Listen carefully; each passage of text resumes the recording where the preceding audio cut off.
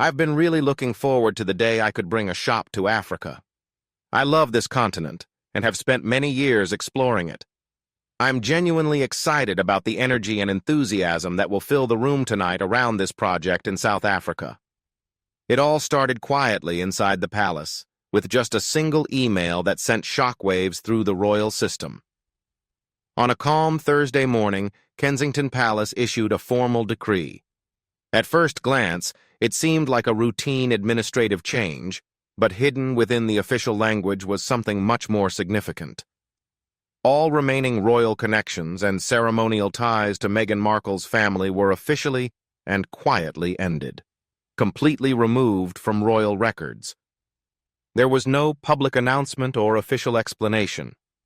Those familiar with the palace's inner workings understood immediately what this meant. Prince William had taken action. After months of private discussions and growing tensions within the royal household, the Prince of Wales, in his role advising the Crown and future monarch, began the formal process of cutting all remaining royal ties with Meghan's family. This included honorary duties previously given to her mother and unofficial considerations like coats of arms. Meghan was caught off guard. According to palace insiders, she found out through a royal staffer who leaked the news to the press. Her reaction was intense. She was pacing, shouting, and calling it an act of war. One source said, "She kept saying, 'They're erasing my entire bloodline.'" William, however, didn't take it personally. It was a necessary structural change, long overdue in a royal environment that many believed had become too accommodating and diluted during the Sussex era. What started as a welcoming gesture in 2018, aimed at extending influence and prestige to Meghan's family to promote unity, had become seen by many as a symbol of poor judgment. With King Charles dealing with health challenges and the monarchy's popularity at risk, William was stepping forward with a clear message. The era of appeasement was over. This is the story of how the future king redefined the line between the crown and chaos, how Meghan's family was slowly pushed out of the royal spotlight, and how William's firm decision contributed to Meghan Markle's public emotional and political struggles. The titles were not just taken away, they were reclaimed.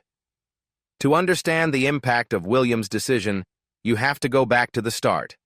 Before the royal wedding, before Netflix deals, and before the palace doors began closing in 2018. As Meghan Markle prepared to marry Prince Harry, Buckingham Palace went into full diplomatic mode. They knew the world was watching, not just any royal wedding, but a symbol of a modern, diverse American woman joining Britain's oldest institution. The monarchs wanted to show unity and openness, so in a spirit of kindness, they extended gestures not only to Meghan, but also to her family. It began with quiet arrangements. However, Meghan's father, Thomas Markle, quickly became a public problem, upsetting the palace with staged paparazzi photos and unpredictable interviews. Attention then shifted to her mother, Doria Ragland, who maintained grace during the royal wedding, calm, composed, and quiet, a sharp contrast to the chaos around her. Behind the scenes, palace staff considered giving Doria a ceremonial role in royal humanitarian efforts. There were whispers of a possible honor, perhaps not a formal barony but an honorary title or position linked to Meghan's new duchess status. There was talk of partnering with her on wellness projects through the Royal Foundation. Insiders say Meghan pushed hard for this. She viewed it as a way to secure her mother's rightful place within the system. One aide said she wanted her family to be represented in the Crown's structure. Even more controversial was a quiet effort to obtain a coat of arms for Meghan's maternal side. Normally, arms are granted to the bride's father in these situations. But because of Thomas Markle's mounting public relations problems, Meghan reportedly asked for the Ragland side to be recognized through her marriage. The College of Arms hesitated, and senior courtiers opposed it. Still, pressure from Harry, and even Charles, who at the time wanted to keep Meghan content, kept the discussion alive. After the Sussexes stepped back from royal duties in 2020, these symbolic ties became more difficult. Doria's name stayed connected to certain royal-linked nonprofits, even as Meghan criticized the institution in interviews. The coat of arms discussions were quietly dropped. Yet no formal cleanup took place. Many titles, relationships, and permissions stayed unofficial but were widely assumed, until William stepped in as Prince of Wales and heir apparent. William has gained more authority recently to handle constitutional matters while King Charles is undergoing cancer treatment. This includes reviewing honors, patronages, and royal branding. According to insiders, William made it a priority to fix what he saw as mistakes left over from the Sussex years. Meghan's family ties were high on his list. William viewed it as a matter of credibility.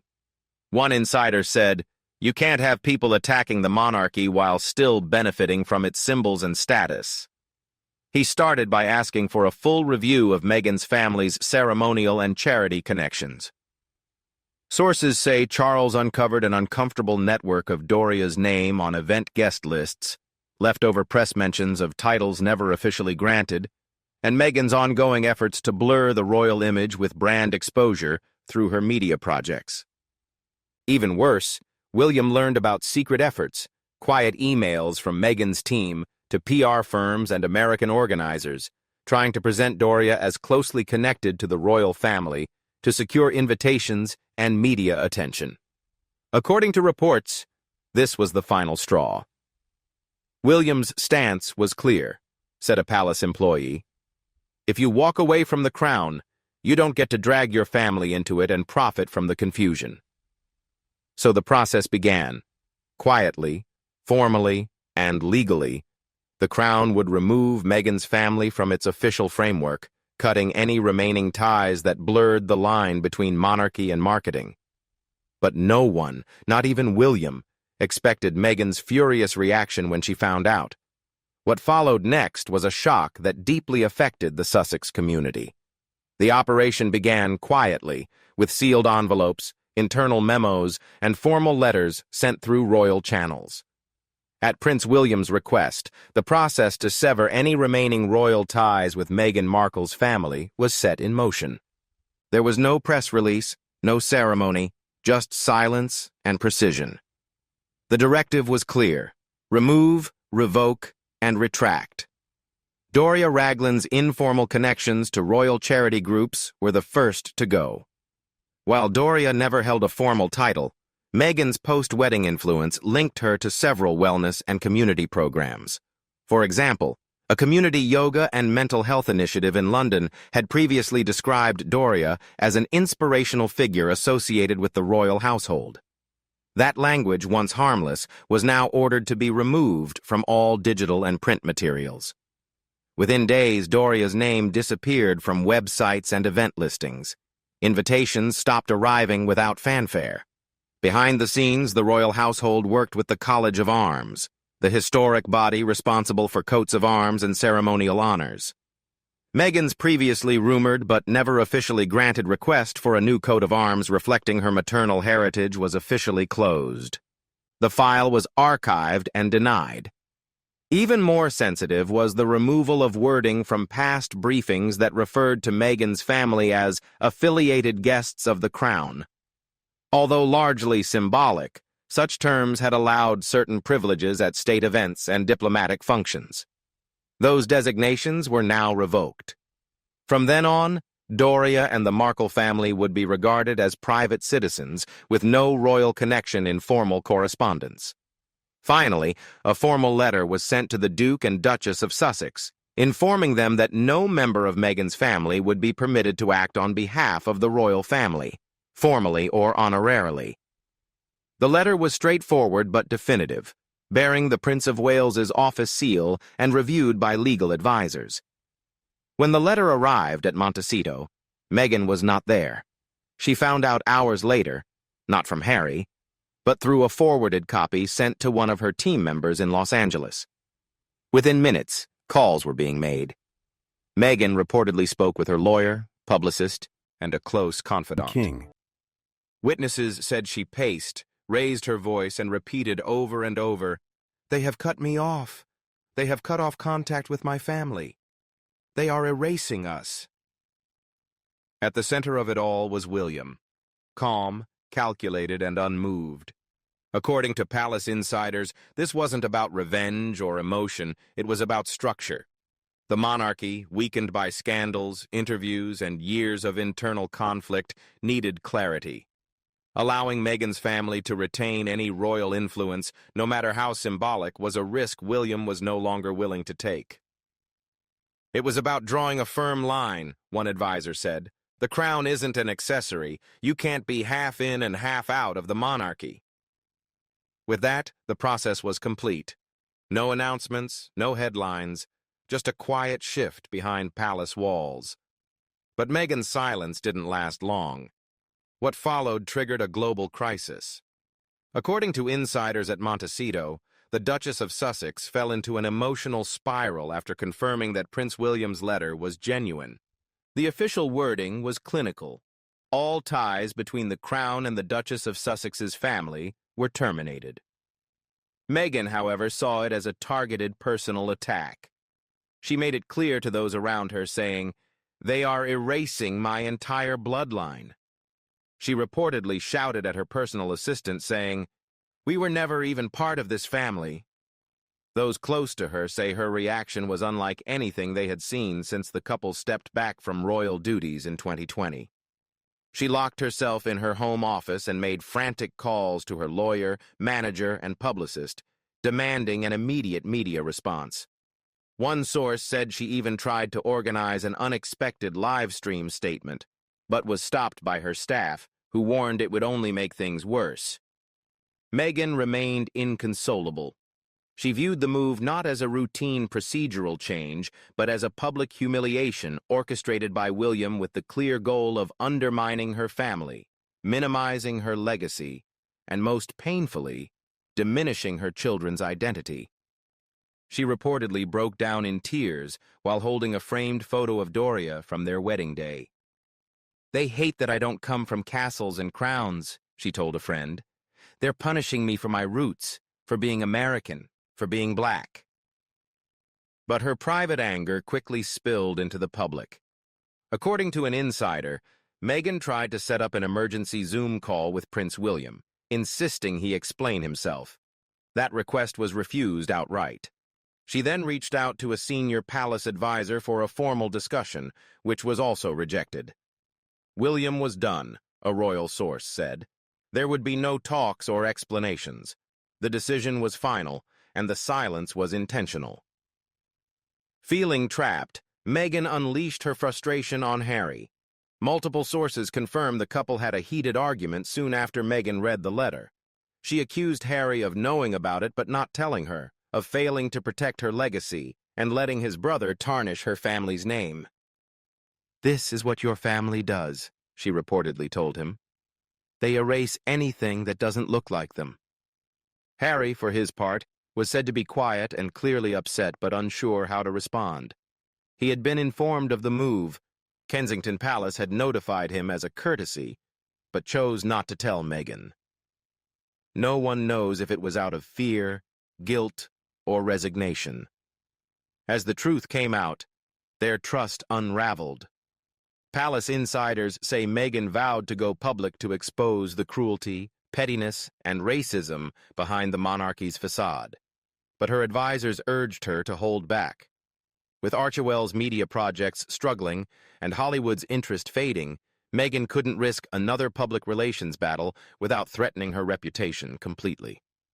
Despite everything, the damage was done. Behind the walls of Montecito, Meghan was consumed by what she believed was a deliberate, ruthless campaign to erase her from royal history. As the silence from Kensington Palace continued, one fact became clear. Meghan hadn't just left the firm, her family was now officially insignificant. While Meghan's anger spread across Montecito, one person remained still in the eye of the storm: Prince Harry. For months, he had been stuck in an emotional limbo. His once public determination to protect his wife, shield his family from the institution, and speak out had faded. The Netflix special came and went. The Spotify deal fell through. The memoir Spare sold well but reopened wounds that had never fully healed. Now, with William's quiet move cutting all formal ties between the Crown and Meghan's family, Harry found himself completely powerless. He knew it was coming, but didn't stop it.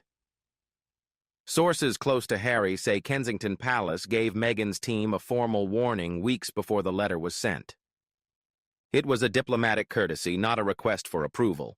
Harry was not invited to weigh in. He was simply told, "This is happening." And he didn't oppose it.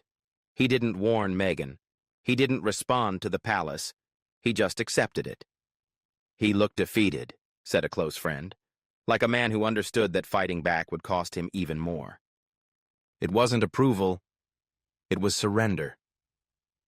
When Meghan learned her husband had known but stayed silent, their marriage fell apart. Sources say she accused him of betrayal, cowardice, and putting his brother's kingdom ahead of his wife's dignity. "How long have you been playing both sides?" she reportedly shouted. "Do you even remember who you're married to anymore?" For Harry, it was a no-win situation. On one hand, he had given up everything for Meghan, his home, military honors, and public role. On the other, his brother, whom he had grown up with, was now acting with the cold authority of a future king, shutting doors Harry never expected to see closed so firmly. According to someone close to the Sussexes, Harry was visibly broken. He spent hours alone pacing the Montecito estate, silent, ignoring calls, barely speaking to staff. A friend visiting from the UK once asked if he regretted how things had turned out. After a long pause, Harry said, "I didn't think it would go this far." When Harry and Meghan stepped back from royal duties in 2020, there was still hope for reconciliation, a belief that family ties could be stretched but not broken. But with William redrawing the royal boundaries and removing Meghan's family from any ceremonial role, it was clear the line had been crossed and made permanent. Insiders say William refused to revisit the issue. "This isn't about punishment," he told aides. "It's about protecting what the monarchy stands for." To Harry, that felt more like abandonment than logic. He had lost his place as an influential royal and a powerful brother. He was caught between the world he was born into and the one he tried to build. In the wake of Meghan's anger, the Crown's silence, and his own shame, Harry found himself exactly where the institution had left him, alone, uncertain, and powerless to fix the damage. As Meghan's meltdown faded and Harry remained silent, public opinion in Britain and much of the Commonwealth spoke out. This time, the reaction wasn't in Meghan's favor. Instead, it rallied behind Prince William, sparking enthusiasm and admiration that surprised even royal experts. Though the decision to cut Meghan's family off from royal ties was quiet, once the news broke, it dominated headlines for days. The overwhelming mood in the press, social media, and public forums was clear. It was overdue. Finally, someone was drawing a line. This was leadership. A trending phrase on Twitter captured it perfectly, staying popular for 2 days. Prince William acting like a king. Even forums usually supportive of the Sussexes took a more cautious tone. TikTok reaction videos showed viewers watching the story with stunned respect. One viral video set to triumphant orchestral music paired the headline with slow-motion footage of William at a recent event, captioned, "He doesn't need to raise his voice. The Crown speaks for him." Across the UK, newspapers published opinion pieces praising William's decision as a turning point for the monarchy. The New York Times wrote, "In an era of blurred lines and reality show royals, Prince William has restored clarity to the institution's identity." The Telegraph wrote, "This was the firmness the monarchy needed, precise, constitutional, and unapologetic." Even the usually moderate BBC described the public response as a renewed faith in traditional royal boundaries. Polls confirmed what the media suspected. In a recent YouGov survey, when asked if it was appropriate for Prince William to remove Meghan Markle's family from any royal ties, 67% said yes, 21% were unsure, and only 12% opposed the decision. Most criticism came from respondents in the United States and younger age groups. Meghan's friends, however, remained silent, sealing the public reaction. Hollywood, typically quick to support her, was noticeably quiet. There were no tweets of solidarity, no Instagram posts from A-list friends, no interviews defending her position. For many observers, that silence spoke volumes. They know she has exhausted her goodwill. A media strategist noted, "People can tell when someone is fighting for justice versus when they're just seeking attention." Meghan's reputation in the UK had already suffered due to the Oprah interview, the Spotify controversy, the Netflix documentary, and her more commercial image. This felt like the final blow. "She married into royalty," a caller told LBC Radio, "but never respected what it meant. William is simply restoring the dignity she tried to turn into a brand." Maybe that's the key. While Meghan and Harry built a media empire based on their personal stories and grievances, William had largely remained quiet until now. With this one move, he positioned himself as a protector of the crown rather than a resentful sibling. For many, this wasn't punishment. It was correction. It wasn't about race, class, or even Meghan herself. It was about defending something older, steadier, and, in the eyes of millions, more valuable than any headline, the monarchy's legacy. William did more than defend the crown. He embodied it. When he ordered the quiet removal of all royal ties from Meghan's family, he wasn't just making a decision, he was sending a message. The monarchy isn't a platform for personal branding. Royal privilege isn't a gift that extends beyond loyalty. True legacy is something to protect, not package. For years, William stayed calm and silent as the drama around Harry and Meghan unfolded. He watched as interviews aired, documentaries were made, and public attacks on the institution weakened the very foundation his grandmother worked hard to preserve. But this moment marked a turning point. Not with speeches or drama, but with action. He didn't strip Meghan of her Duchess title or demand exile or confrontation.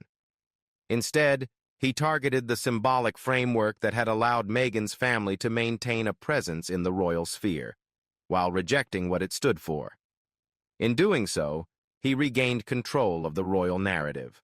Because at its core, the crown is more than bloodline. It's about devotion, duty, and representation. William understands this deeply. He's lived it.